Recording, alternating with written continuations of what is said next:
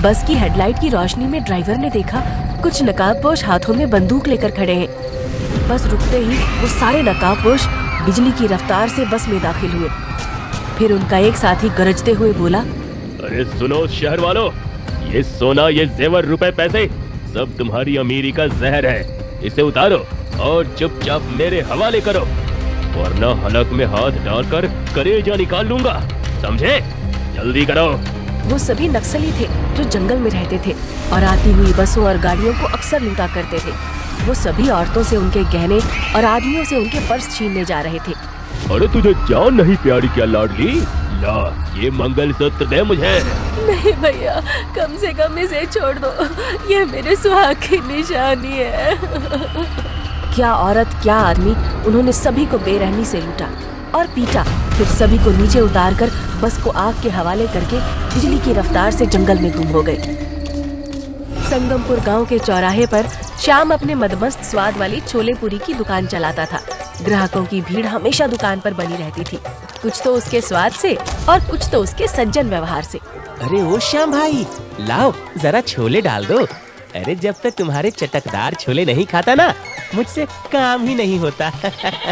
अरे सही कहा भैया, इस श्याम ने ना जाने कौन सा जादू चला रखा है इन छोले पूरियों पर, है? अरे जादू नहीं है भाई लोगों, ये तो प्रेम है जो हम किश्तों में बांटते हैं। श्याम की बात पर सभी हंसने लगते हैं। आधी रात के वक्त गांव की तलैया के पास वही नकाबपोश नक्सली खड़े होकर किसी का इंतजार कर रहे थे। तभी वहाँ छिपता छिपाता एक दूसरा नकाबपोश आता है, जिसे पहचान कर वो लूट का सोना उसे दिखाते हैं। अभी अभी आया नकाबपोश कोई और नहीं बल्कि श्याम था, जो नक्सलियों द्वारा लूटे गए जेवर अक्सर आधे दाम पर खरीदता था। ये उसका मुख्य धंधा था। श्याम ने इधर उधर देखते हुए अपना नकाब नीचे किया और एक हार को देखकर बोला, ये हार तो देखा देखा लगता है। तब तक नक्सलियों का सरदार सख्त लहजे में बोला, अरे क्या कर रहा है सेठ? सब माल बिल्कुल खरा है, जल्दी पैसे दे और निकल, यहाँ खतरा हो सकता है। श्याम ने झटपट सारा माल समेटा और उन्हें पैसे दिए। फिर सभी अंधेरे में भूत की तरह गुम हो गए।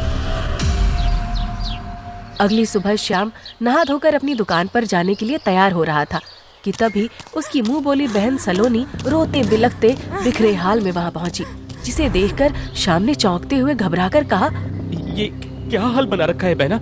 क्या हुआ? सब ठीक तो है ना? हाय भैया, मैं तो लुट गई, बर्बाद हो गई। कल रात रास्ते में आए हुए लुटेरों ने बस रोककर सभी को लूट लिया, जिसमें उन्होंने मेरा कीमती नौलख का हार भी छीन लिया। हाय।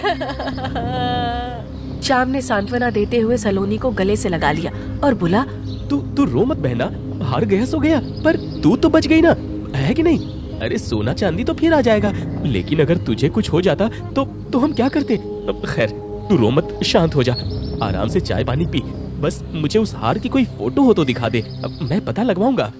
नक्सलियों ने सलोनी समेत सभी के फोन का सिम निकालकर तोड़ दिया था और फोन उन्हें वापस कर दिए थे, क्योंकि फोन लूटने में जोखिम था। सलोनी ने अपना फोन निकाला और हार की फोटो दिखाई। हार देखते ही श्याम सकपका गया, क्योंकि ये वही हार था जो कल रात उसे देखा देखा लग रहा था। खैर उसने खुद को संभालते हुए कहा, ओह, ये तो वही हार है जो तुझे जीजा जी ने बनवा कर दिया था। हाँ भैया, मेरे लिए वो हार पैसे से ज्यादा कीमती था, क्योंकि तुम्हारे जीजा जी ने पहली रात उपहार के तौर पर दिया था। श्याम अजीब धर्म संकट में था। अगर वो हार इस वक्त सलोनी को वापस करता तो उसका भांडा फूट जाता, इसलिए वो सिर्फ उसे सांत्वना देकर चुपचाप वहाँ से चला गया। दुकान जाते वक्त श्याम के मन में अजीब सी बेचैनी हो रही थी। वो खुद से बातें करता हुआ चल रहा था। जो हार मेरी बहना के साथ बदसलूकी करके छीना गया, वो मेरी तिजोरी की शोभा बढ़ा रहा था। छी, कैसा भाई हूँ मैं। श्याम 2 दिन यूं ही बेचैन रहा, मगर फिर उसने वही रवैया अपना लिया, क्योंकि कहते हैं जिसका मन काला होता है उसके बुरे कामों को शैतान खुद अंदर बैठकर जायज ठहरा देता है। श्याम के साथ भी यही हुआ था। अगली रात दुकान से लौटते वक्त चुपचाप धीमी रोशनी में श्याम उन गहनों और उस हार को तिजोरी से निकालकर देखते हुए बड़बड़ा रहा था, वाह कितना खूबसूरत हार है, 3 लाख से कम का ना होगा। अरे जीजा जी तो बहना को नया दिला देंगे, पर मुझे कहाँ मिलेगा इतना शानदार गहना? हाँ, श्याम को लालच ने पूरी तरह से अंधा कर दिया था। जिस वजह से उसे रिश्तों के मायने भी दिखने बंद हो गए थे। वो उन गहनों को निहारने में इतना मशगूल था कि उसे पता ही नहीं चला कि एक रहस्यमयी साया उसे खिड़की से देख रहा है। कुछ दिन गुजर गए। एक दिन सलोनी ने अपने घर वापस जाने की बात की। भैया, मुझे आए कई दिन हो गए, अब मैं अपने घर वापस जाना चाहती हूँ। अरे बहना, इतनी भी क्या जल्दी है? खैर, मैं समझता हूँ जीजा जी अकेले होंगे। वैसे तू हंसी खुशी वापस जा और उस हार के बारे में बिल्कुल भी मत सोच। जीजा जी तुझे नया हार बनवा देंगे, है ना? श्याम ने अपनी बहन सलोनी को बड़े नाज और सम्मान से विदा किया, मगर सलोनी की आंखों में एक अजीब सी घृणा नजर आ रही थी श्याम के प्रति, जिसे शायद श्याम महसूस नहीं कर पा रहा था। अगले दिन वो रोज की तरह अपनी दुकान पर गर्मा गर्म पूरियां तलने लगा और चटपटे छोलों के साथ ग्राहकों को परोसने लगा। एक गहरे सन्नाटे वाली रात में जब श्याम बेसुध होकर सो रहा था, तभी एक अनजान साया उसके कमरे में दाखिल हुआ। श्याम नींद में बड़बड़ा रहा था। लो भाई गरम पूरियां, लो भाई छोले। मास्क लगाए एक रहस्यमयी शख्स ने धीरे से तिजोरी खोली और उसकी बहन का हार लेकर खिड़की से हवा की तरह गायब हो गया। अगली सुबह जब श्याम की नींद खुली तो उसके पैरों के नीचे से जमीन खिसक गई। ये क्या हो गया? वो कीमती हार क्या करूं? पुलिस? नहीं, मैंने कौन सा उसे मेहनत करके खरीदा था? हे भगवान, किसे पता था कि वो हार मैंने कहाँ छुपाया है? कौन हो सकता है? श्याम की चौंकने की हद यहीं तक नहीं थी। बड़ा झटका तो उसे तब लगा जब उसने देखा कि बाकी जेवर और नकदी वहीं के वहीं पड़े थे, सिर्फ वो हार चोरी हुआ था। अब श्याम के मन में एक चोर बैठ गया था कि जो राज वो दुनिया से छिपा रहा था वो अब शायद किसी को पता चला है और वो ब्लैकमेल करके उसका फायदा उठा सकता है। वो अब सुबह से शाम तक छोले पूरी बेचते हुए लोगों को शक की नजर से देखता, रात भर जागकर पहरा देता, मगर कई दिन गुजरने के बाद भी हार को लेकर उसे किसी तरह की सुनगुन नहीं मिली। ऐसा लग रहा था जैसे वो हार अपने आप गायब हुआ था। फिर कई महीने गुजरने के बाद अब श्याम सब कुछ भूलकर अपने सफेद और काले धंधे में मशगूल हो चुका था। ऐसे ही एक रात श्याम नक्सलियों से सोना खरीदकर लौटने ही वाला था कि तभी एक लंबा चौड़ा नकाबपोश उसके सामने आकर खड़ा हो गया, जिसे देखकर श्याम ने कहा, तू क्या मेरे साथ घर चलेगा? अरे जाना, तेरे साथी उधर जंगल में चले गए। मैं उनके साथ नहीं हूँ। हैं? तो कौन है तू और मुझसे क्या चाहता है? नकाबपोश ने अपनी जेब से एक बेशकीमती हार निकाला और श्याम को देते हुए कहा, मैं ये बेशकीमती हार बेचने आया हूँ। जैसे ही उस हार को श्याम ने देखा, उसकी हैरानी का ठिकाना नहीं रहा। उसने झटपट नकाबपोश को जमीन पर गिरा दिया और बंदूक निकालकर गालियां देते हुए बोला, हरामखोर, मुझे कच्चा खिलाड़ी मत समझ।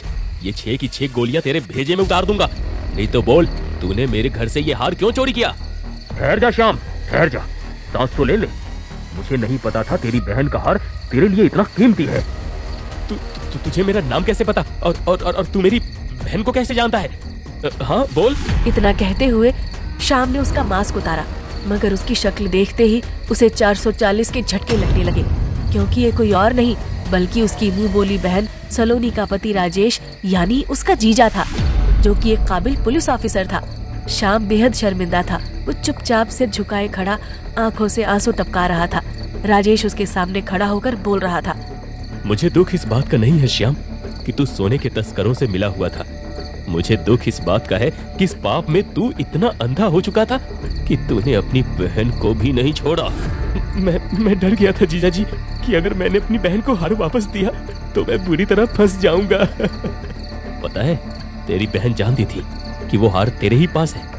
उसने एक रात खिड़की से तुझे हार देखते हुए देखा था। उसी ने मुझे बताया था कि हार कहाँ रखा है, जिससे मैं इसे चुरा पाया। वो तेरी असलियत जान चुकी थी। जीजा जी, अगर आप बोलते तो ये हार मैं आपको ऐसे ही दे देता, आपको चुराना ना पड़ता। मैं तुझे रंगे हाथ पकड़ना चाहता था श्याम। तेरी बहन तुझसे प्यार करती थी। पता है, उसने यहाँ आते हुए मुझसे वादा लिया था कि तुम भैया को कुछ नहीं करोगे। तू है इस लायक? हाँ बता। श्याम घुटनों के बल बैठकर फूट फूट कर रोने लगा। मैं महानीच और पापी इंसान हूँ जीजा जी, मुझे जान से मार दो। फिर राजेश ने उससे कहा, उठ श्याम, अभी भी कुछ नहीं बिगड़ा। तू अगर असली प्रायश्चित करना चाहता है ना, तो मैं जैसा कहता हूँ तुम्हें वैसा करना पड़ेगा। अगले कुछ महीनों तक श्याम पुलिस की मदद करता रहा।